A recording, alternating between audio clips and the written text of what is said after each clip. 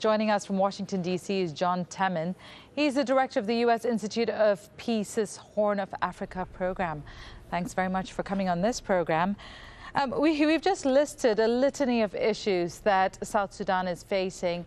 And the question one must ask as we look at the situation it is now, was the international too hasty and too optimistic in allowing South Sudan to form and stand on its own 2 feet?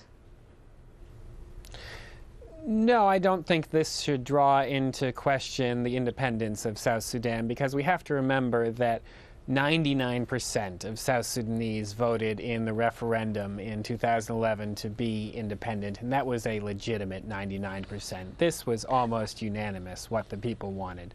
But it does draw into question the management of the country from the top ever since then, because it has been pretty much downhill since the high of South Sudan's peaceful independence. But should the international community have given it more support, given the issues it already had going into the creation of the state? Well, perhaps more support could have helped, but really what we have here is a political deadlock at the top of the government, and more than anything else, a deadlock between the president and the former vice president, who indicated an intent to challenge President Salva Kiir for the leadership of the dominant SPLM party and basically the leadership of the government. And that kind of a high-level dispute, while the international community can do some things to help mediate it, really has to be resolved amongst those actors and amongst those closest to them. And right now, that's not happening. And one must note that this government, when it was formed, was filled with people or leaders who did not have experience in government before. And there was also somewhat of a lack of cohesion when it went into creation. What is the status of the SPLM now, which is led by the President Salva Kiir? Is it disintegrating?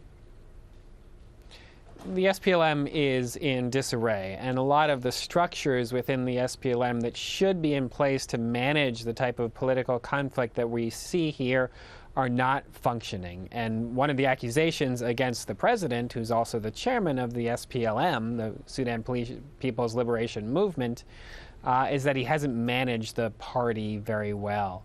Now, going to the SPLA, the army side of that, a lot of the fighting is happening within the SPLA itself. It is very large, probably too large, and still remains in some ways some sort of a conglomeration of different rebel movements who don't necessarily see things the same way.